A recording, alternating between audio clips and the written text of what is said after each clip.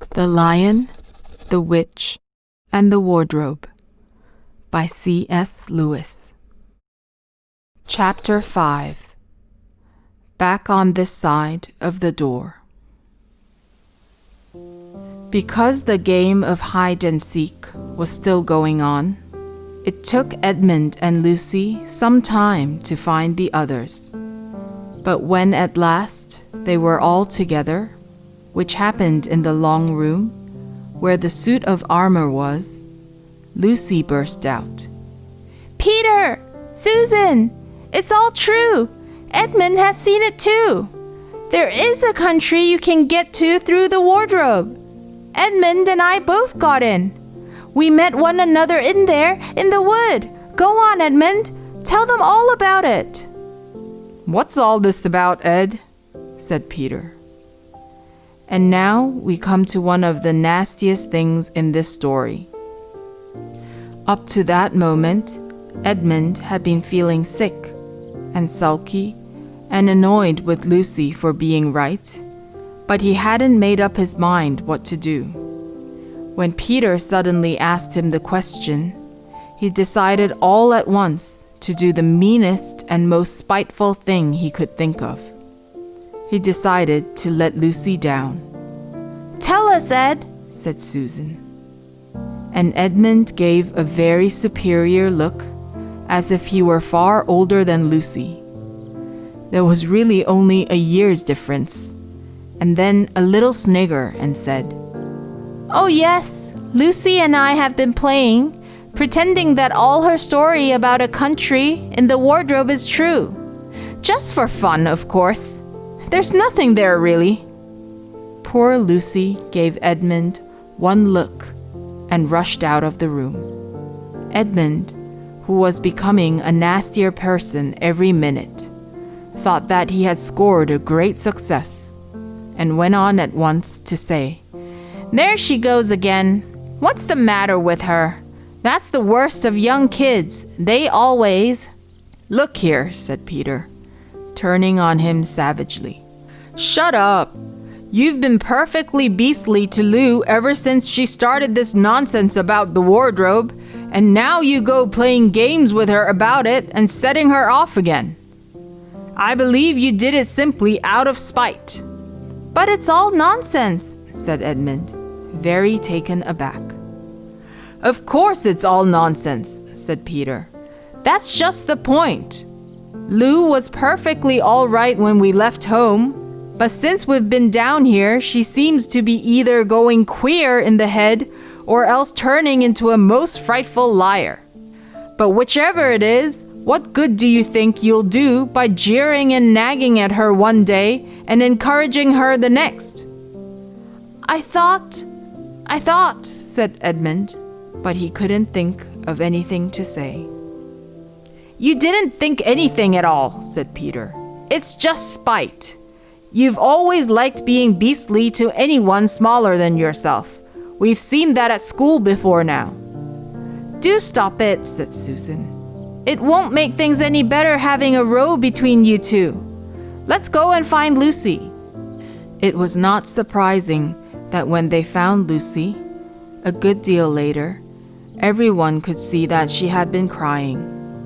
Nothing they could say to her made any difference. She stuck to her story and said, I don't care what you think, and I don't care what you say. You can tell the professor, or you can write to Mother, or you can do anything you like.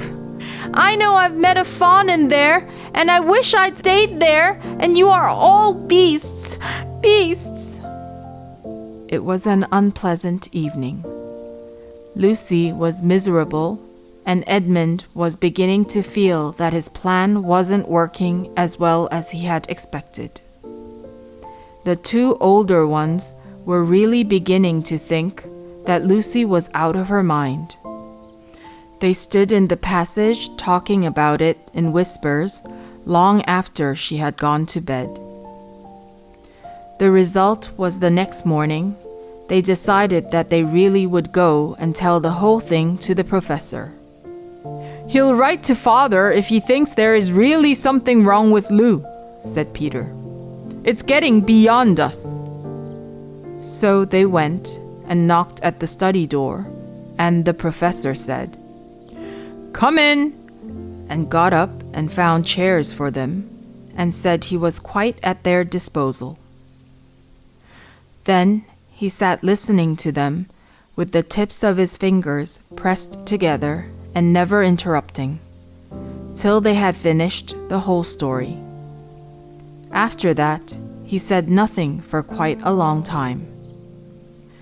Then he cleared his throat and said the last thing either of them expected.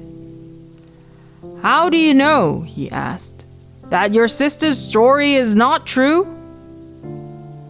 "Oh, but," began Susan, and then stopped.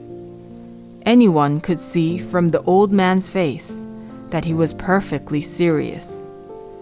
Then Susan pulled herself together and said, "But Edmund said they had only been pretending."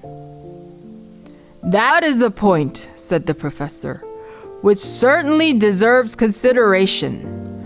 Very careful consideration. For instance, if you will excuse me for asking the question, does your experience lead you to regard your brother or your sister as the more reliable? I mean, which is the more truthful?" "That's just the funny thing about it, sir," said Peter. "Up till now, I'd have said Lucy every time."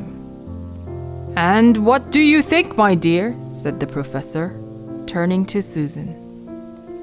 "Well," said Susan, "in general, I'd say the same as Peter.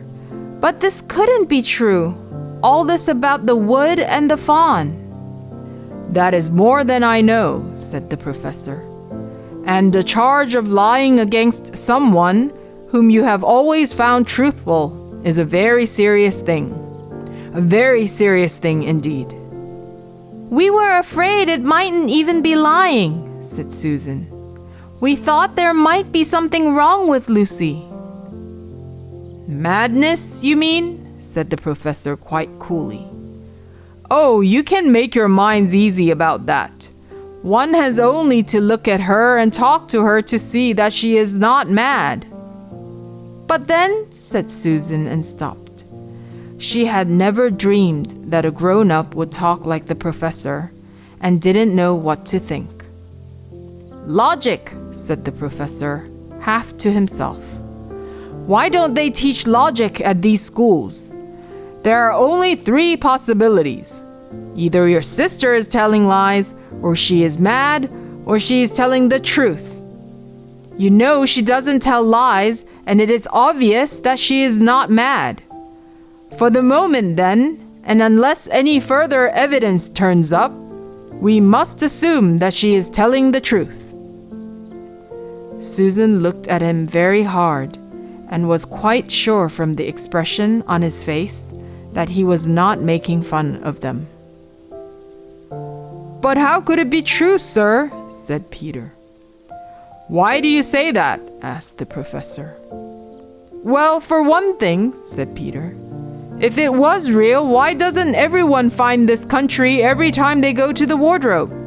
I mean, there was nothing there when we looked. Even Lucy didn't pretend there was." "What has that to do with it?"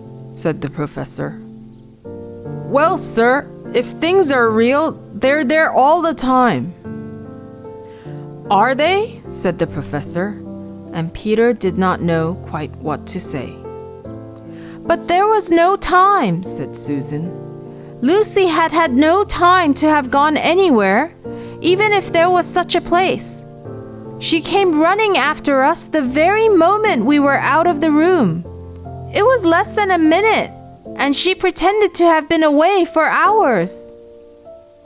"That is the very thing that makes her story so likely to be true," said the professor. "If there really is a door in this house that leads to some other world, and I should warn you that this is a very strange house, and even I know very little about it. If, I say, she had got into another world, I should not be at all surprised to find that the other world had a separate time of its own. so that however long you stayed there, it would never take up any of our time. On the other hand, I don't think many girls of her age would invent that idea for themselves. If she had been pretending, she would have hidden for a reasonable time before coming out and telling her story. But do you really mean, sir, said Peter, that there could be other worlds all over the place? Just round the corner? Like that? Nothing is more probable, said the professor, taking off his spectacles and beginning to polish them, while he muttered to himself, I wonder what they do teach them at these schools. But what are we to do? Said Susan. She felt that the conversation was beginning to get off the point. My dear young lady, said the professor, suddenly looking up with a very sharp expression at both of them. There is one plan which no one has yet suggested and which is well worth trying. What's that? Said Susan. We might all try minding our own business, said he. And that was the end of that conversation. After this, things were a good deal better for Lucy. Peter saw to it that Edmund stopped jeering at her, and neither she nor anyone else felt inclined to talk about the wardrobe at all. It had become a rather alarming subject. And so, for a time, it looked as if all the adventures were coming to an end, but that was not to be. This house of the professor's, which even he knew so little about, was so old and famous that people from all over England used to come and ask permission to see over it. It was the sort of house that is mentioned in guidebooks and even in histories. And well, it might be, for all manner of stories were told about it, some of them even stranger than the one I am telling you now. And when parties of sightseers arrived and asked to see the house, the professor always gave them permission. And Mrs. Macready, the housekeeper, showed them round, telling them about the pictures and the armor and the rare books in the library. Mrs. Macready was not fond of children and did not like to be interrupted when she was telling visitors all the things she knew. She had said to Susan and Peter almost on the first morning, along with a good many other instructions, and please remember you're to keep out of the way whenever I'm taking a party over the house. Just as if any of us would want to waste half the morning trailing around with a crowd of strange grown-ups, said Edmund, and the other three thought the same. That was how the adventures began for the second time. A few mornings later, Peter and Edmund were looking at the suit of armor and wondering if they could take it to bits when the two girls rushed into the room and said, Look out! Here comes the Macready and a whole gang with her! Sharp's the word, said Peter, and all four made off through the door at the far end of the room. But when they had got out into the green room and beyond it, into the library, they suddenly heard voices ahead of them and realized that Mrs. Macready must be bringing her party of sightseers up the back stairs, instead of up the front stairs as they had expected. And after that, whether it was that they lost their heads, or that Mrs. Macready was trying to catch them, or that some magic in the house had come to life and was chasing them into Narnia, they seemed to find themselves being followed everywhere, until at last Susan said, Oh, bother those trippers! Here, let's get into the wardrobe room till they've passed. No one will follow us in there. But the moment they were inside, they heard voices in the passage, and then someone fumbling at the door, and then they saw the handle turning. Quick, said Peter, there's nowhere else, and flung open the wardrobe. All four of them bundled inside it and sat there, panting, in the dark. Peter held the door closed, but did not shut it, for, of course, he remembered, as every sensible person does, that you should never, never shut yourself up in a wardrobe.